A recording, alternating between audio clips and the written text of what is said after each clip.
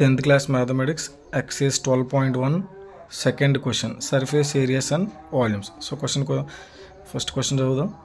A vessel is in the form of hollow hemisphere mounted by a hollow cylinder. The diameter of hemisphere is 14 centimeters and total height of vessel is 13 centimeters. Find the inner surface area of vessel. మీకు నేను already చెప్పాను, question ఇచ్చినప్పుడు దాంట్లో ఉన్న combination ఏదో check చేయండి. అది చేసిన తర్వాత మాత్రమే ఆన్సర్ మనకు వస్తుంది, గుర్తుపెట్టుకోండి. Vessel is in the form of ఎలా ఉందంట, హ్యాలో హెమిస్పియర్. హ్యాలో అంటే ఏం లేదు, ఖాళీ హెమిస్పియర్ అని.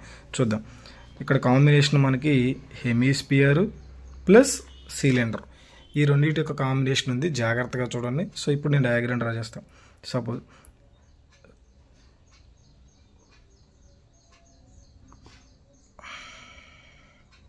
a vessel is in the form of hollow hemisphere mounted by ఏందంట, hollow cylinder.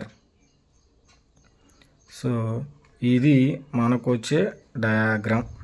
అంటే దీంట్లో కాంబినేషన్స్ మనకి ఏమున్నాయి, హెమిస్పియరు సిలిండర్ ఉన్నాయి. ఇప్పుడు క్వశ్చన్ ఇచ్చాడు, diameter of hemisphere is 14 centimetres, total height of vessel is 13 centimetre. ఇక్కడ మనం సొల్యూషన్ రాద్దాం. First total height of vessel is equal to ఎంత అంట,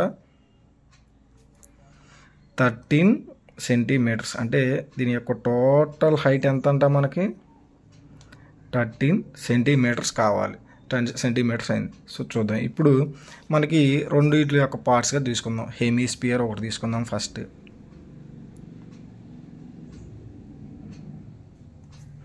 ఇంకోటి సిలిండర్గా తీసుకుందాం. సో దాంట్లో ఏముందో దీంట్లో ఏముందో చూద్దాం. First hemisphere.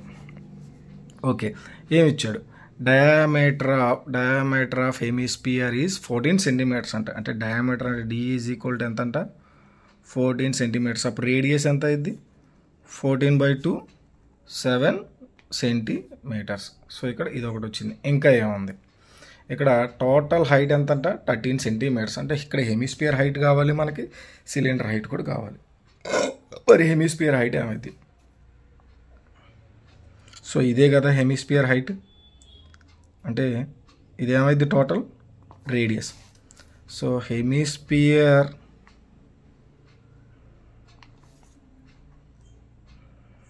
Height is equal to radius.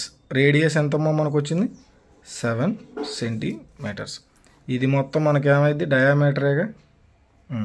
ఇక్కడ డయామీటర్ ఈజ్ ఈక్వల్ టు ఎంత వచ్చారు, 14 సెంటీమీటర్స్. అప్పుడు రేడియస్ ఎంత ఇద్దామో, రెండింటి యొక్క డయామీటర్స్ ఒకటే, సిలిండర్ అయినా హెమిస్పియర్ అయినా రెండు యొక్క డయామీటర్స్ అంతా 14 సెంటీమీటర్స్. రేడియస్ ఎంత అయింది, 7 సెంటీమీటర్స్. ఇప్పుడు మరి సిలిండర్ హైట్ ఎంత అయింది, cylinder height is equal to ఎలా అవుతుంది, మనకి టోటల్ హైట్ తెలుసు, హెమిస్పియర్ హైట్ తెలుసు. అంటే ఏం చేయాలి మనం, టోటల్లోంచి హెమిస్పియర్ని తీస్తే మనకి ఏమొచ్చింది, సిలిండర్ హైట్ వచ్చింది.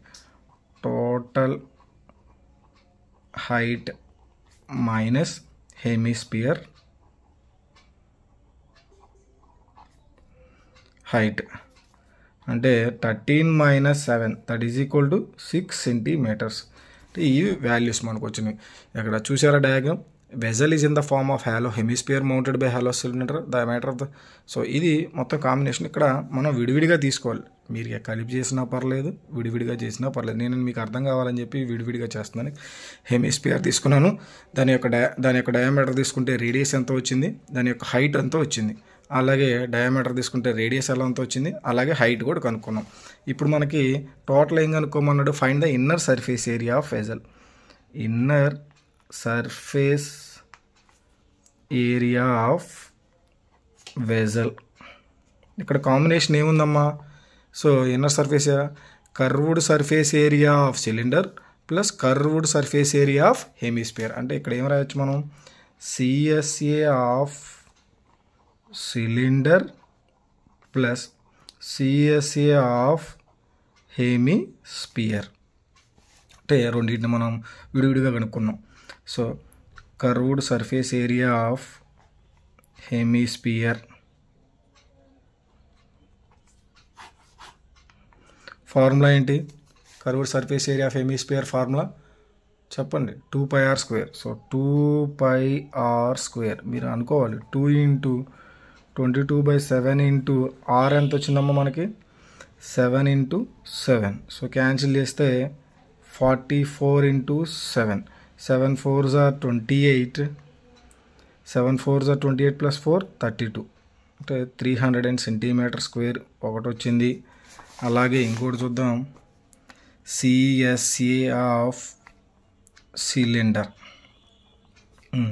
ఎంత అమ్మ? Curved surface area of cylinder 2πrh. 2 × π value 22/7 into r ఎంత? 7 ఇంటూ హైట్ అంతా 6. క్యాన్సిల్ చేస్తే 44 × 6. 4 6s are 24. 4 6s are 24 + 2. Sorry, 6 4s are 24. 6 4s are 24 + 2 26. 264.